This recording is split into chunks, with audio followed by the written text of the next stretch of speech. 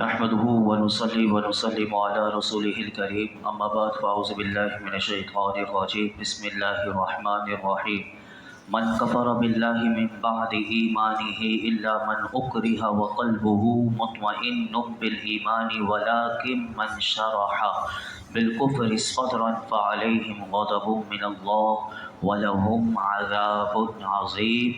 جو ایمان لانے کے بعد اللہ کے ساتھ کفر کرے سوائے اس آدمی کے کہ جسے کفر پر مجبور کیا جائے اور اس کا دل ایمان پر جمع ہوا ہو، لیکن وہ جو دل کھول کر کافر ہوں ان پر اللہ کا غضب ہے اور ان کے لیے بڑا عذاب ہے۔ اس آیت مبارکہ کا شان نزول یہ ہے کہ یہ آیت حضرت عمار بن یاسر رضی اللہ تعالیٰ عنہ کے بارے میں نازل ہوئی۔ حضرت عمار، ان کے والد حضرت یاسر اور ان کی والدہ حضرت سمیہ، حضرت صہیب، حضرت بلال، حضرت خباب اور حضرت سالم، یہ وہ شخصیات تھیں جو اسلام میں سب سے پہلے اسلام لانے والے، اور ان کو کافروں نے پکڑ کر اتنی سخت ایذائیں دی اس وجہ سے کہ انہوں نے جو کلمہ پڑھا ہے نبی کا اور اسلام لے کر آ گئے ہیں وہ اسلام سے پھر جائیں، لیکن یہ حضرات اسلام سے نہ پھرے تو کافروں نے کیا کیا، حضرت عمار رضی اللہ تعالیٰ عنہ کے سامنے ان کے والدین یعنی حضرت یاسر کو اور ان کی ماں حضرت سمیہ کو، بیٹے کے سامنے ماں باپ کو کافروں نے بے رحمی کے ساتھ اتنا مار مار کر ان دونوں کو شہید کر دیا۔ حضرت عمار رضی اللہ تعالیٰ عنہ آپ ضعیف تھے، کمزور تھے، آپ بھاگ نہیں سکتے تھے، تو انہوں نے مجبور ہو کر جب دیکھا کہ جان پر بن گئی تو بادل نخواستہ انہوں نے کلمہ کفر کا تلفظ کر دیا۔ رسول اکرم صلی اللہ علیہ وسلم کو جب یہ خبر دی گئی کہ حضرت عمار کافر ہو گئے تو میرے آقا علیہ الصلوۃ والسلام نے ارشاد فرمایا ہرگز نہیں۔ حضرت عمار کے بارے میں میرے آقا کیسی گواہی، یعنی حضور کا جنہوں نے کلمہ پڑھا، میرے آقا ان کو کس انداز سے جانتے ہیں۔ جب کہا گیا کہ حضرت عمار وہ کافر ہو گئے تو میرے آقا نے فرمایا کہ حضرت عمار رضی اللہ تعالیٰ عنہ سر سے لے کر پاؤں تک فرمایا کہ وہ ایمان سے پر ہے اور اس کے گوشت اور خون میں ذوق ایمانی سرایت کر گیا ہے۔ پھر حضرت عمار رضی اللہ تعالیٰ عنہ روتے ہوئے حضور کی بارگاہ میں حاضر ہوئے تو نبی اکرم صلی اللہ علیہ وسلم نے پوچھا کیا ہوا تمہیں؟ تو حضرت عمار رضی اللہ تعالیٰ عنہ نے عرض کی اے اللہ کے رسول، بہت ہی برا ہوا، بہت ہی برے کلمے میری زبان پر جاری ہو گئے۔ تو میرے آقا علیہ الصلوۃ والسلام نے ارشاد فرمایا کہ اے عمار یہ بتاؤ کہ اس وقت تیرے دل کا کیا حال تھا؟ تو حضرت عمار رضی اللہ تعالیٰ عنہ نے عرض کی کہ دل ایمان پر خوب جمع ہوا تھا۔ تو میرے آقا علیہ الصلوۃ والسلام نے حضرت عمار پر شفقت اور رحمت فرمائی اور فرمایا کہ پھر اگر ایسا اتفاق ہو تو یہی کرنا چاہیے۔ اس پر یہ آیت کریمہ نازل ہوئی۔ یہاں سے علماء نے اس آیت سے 4 مسئلے نکالے۔ نمبر 1، پہلا مسئلہ یاد رکھیے گا، فرمایا کہ اس آیت سے یہ پتہ چلا کہ ایسی حالت آ جائے کہ سامنے کافر آ گیا اور اس نے مجبور کر دیا کہ زبان سے کلمہ کفر نکال ورنہ تجھے مار دیا جائے، جان سے مار دیا جائے گا، تو اگر ایسی حالت آ جائے جیسے حضرت عمار کے ساتھ تھی کہ دل ایمان پر جمع ہوا ہو تو پھر کلمہ کفر اگر زبان سے کوئی جاری کرے تو یہ جائز ہے، لیکن دل اس کا ایمان پر جمع ہوا ہونا چاہیے۔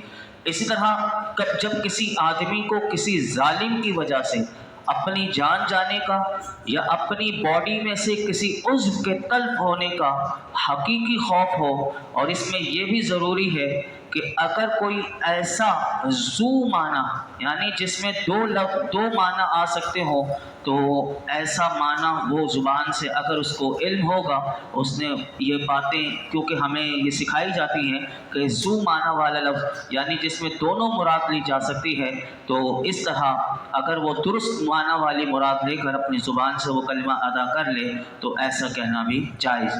دوسرا مسئلہ یہ یاد رکھیے گا کہ اگر اس حالت میں کہ جس میں اگر مار دیا جائے گا، قتل کر دیا جائے گا، تو پھر وہ صبر کر لے تو وہ شہید ہوگا، جیسے کہ حضرت خبیب رضی اللہ تعالیٰ عنہ نے انہوں نے صبر کیا لیکن اپنی زبان سے کلمہ کفر کو ادا نہ کیا اور ان کو سولی پر چڑھا کر شہید کر دیا گیا۔ میرے آقا علیہ الصلوۃ والسلام نے سید الشہداء حضرت خبیب کو فرمایا، سید الشہداء حضرت امیر حمزہ کو بھی میرے آقا نے فرمایا، سید الشہداء حضرت امام حسین بھی ہیں، اور سید الشہداء میرے آقا نے حضرت خبیب کو بھی فرمایا۔ انہوں نے وہ صبر کیا کہ یہ شہیدوں کے سردار ہیں۔ تیسرا مسئلہ یاد رکھیے گا کہ جس شخص کو مجبور کیا جائے اور اس کا دل ایمان پر جمع ہوا نہ ہو اور اس کی زبان سے کلمہ کفر نکلا تو وہ کافر ہو جائے گا۔ چوتھی بات کہ اگر کوئی شخص بغیر مجبوری کے مذاق کے طور پر، جیسے لوگ مذاق کرتے رہتے ہیں یا مذاقاً اپنی زبان سے کلمہ کفر یا علم نہ ہونے کی وجہ سے ایسے کئی کفریہ کلمات گانوں میں مذاقاً طنزیہ مزاحیہ ڈرامے پروگرامز دیکھنا، یہ سننا اور اس طرح کے جملے ادا کرنا، یاد رکھیے گا کہ اگر کوئی کلمہ کفر نکلا تو ایسی صورت میں بھی وہ کافر ہو جائے گا۔ اس لیے کفریہ کلمات جو ہیں ان کے بارے میں ہمیں معلومات ہونی چاہیے، اور اس کے لیے ایک کتاب ہے کفریہ کلمات کے بارے میں سوال جواب۔ یہ سب سے بہترین کتاب ہے کہ اس میں ہر ایک بات لکھ دی گئی کہ کون کون سے ہمارے معاشرے میں وہ کفریہ کلمات کے بارے میں سوال جواب کی یہ کتاب امیر اہل سنت کی ہے، تو یہ کوئی لے کر پڑھے تو اسے پتہ چل جائے گا کہ جو روز مرہ ہماری زبانوں پر استعمال ہوتے ہیں تو اپنی زبانوں کی حفاظت کرنی چاہیے۔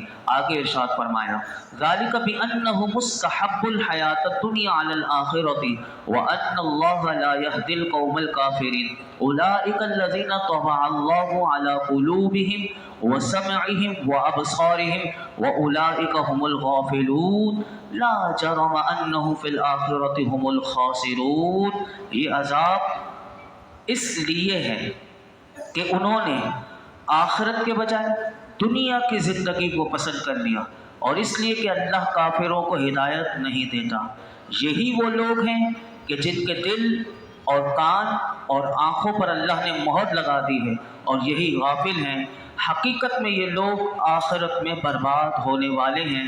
یہاں پر اللہ رب العالمین نے یہ بات بتا دی کہ جو لوگ دل کھول کر یعنی کافر ہوں تو وہ سن لیں اللہ کا پیغام کہ ان کے لیے اللہ کا غضب ہے اور بڑے عذاب کی وعید کا وہ وعدہ ہے ان کے لیے، اور یہ اس کا ان کے لیے یہ کیوں ہے بڑا عذاب، تو اس کا ایک سبب بھی بتا دیا کہ یہ وہ لوگ ہیں کافر کہ جنہوں نے آخرت کے بجائے دنیا کی زندگی کو پسند کر لیا، اور دنیا کی محبت ان کے کفر کا سبب ہے، یہ پہلا سبب ہے۔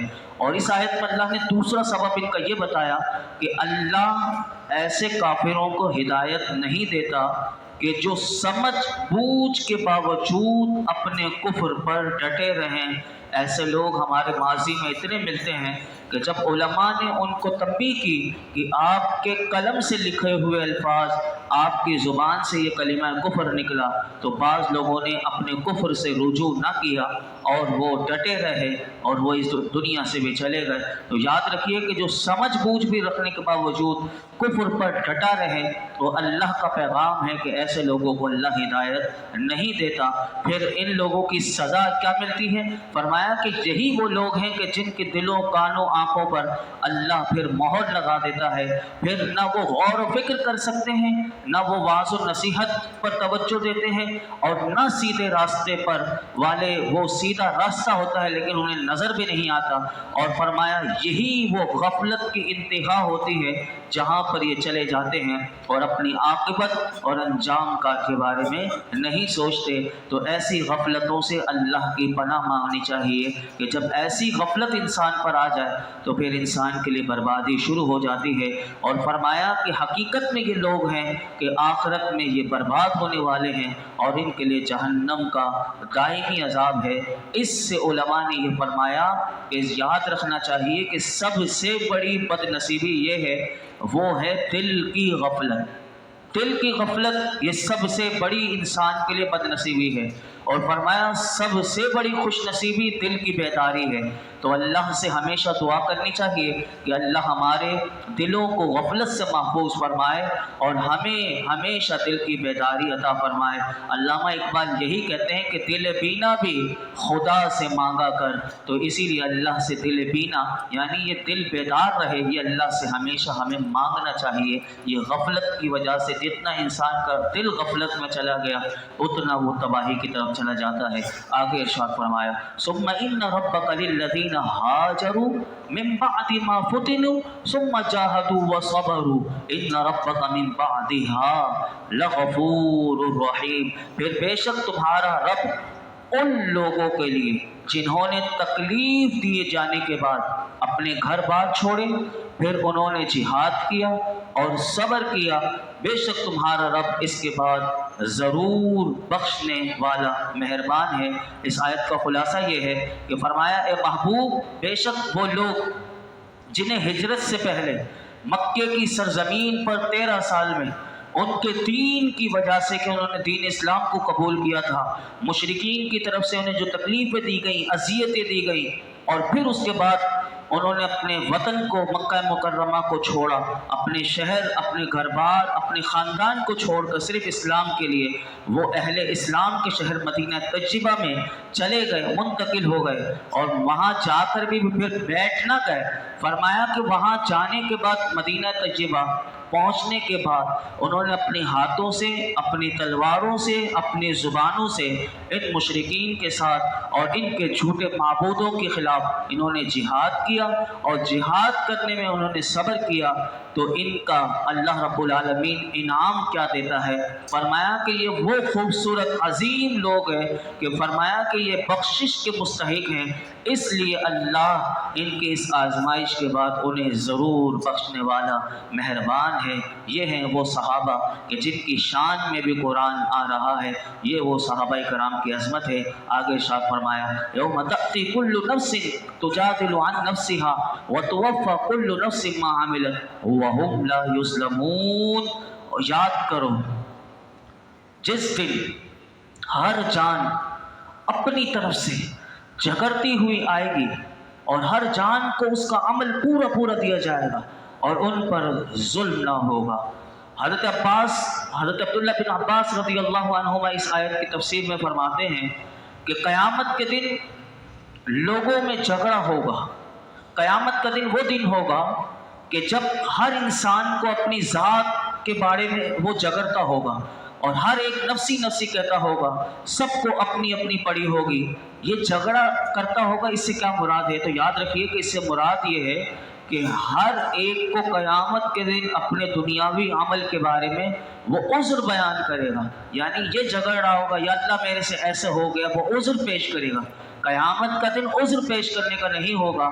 آپ فرماتے ہیں قیامت کے دن لوگوں میں جھگڑا یہاں تک بڑھے گا کہ روح اور جسم میں جھگڑا ہو جائے گا۔ اب روح جسم کے بارے میں اللہ کی بارگاہ میں کیا کہے گی؟ یہ سنیے، سید المفسرین عبداللہ بن عباس بتا رہے ہیں، فرماتے ہیں کہ وہ روح اللہ کی بارگاہ میں کیا کہے گی؟ وہ کہے گی کہ یا رب، جسم میں داخل ہونے سے پہلے نہ میرے ہاتھ تھے کہ میں ان سے کسی کو پکڑتی، نہ پاؤں تھے کہ ان کے ذریعے چلتی، نہ آنکھ تھی کہ ان کی اس سے دیکھتی، گویا کہ میں قصوروار نہیں ہوں بلکہ جسم ہی قصوروار ہے۔ یہ عذر اللہ کی بارگاہ میں روح کرے گی۔ اب جسم بھی خاموش نہیں رہے گا، وہ عذر کیا کرے گا؟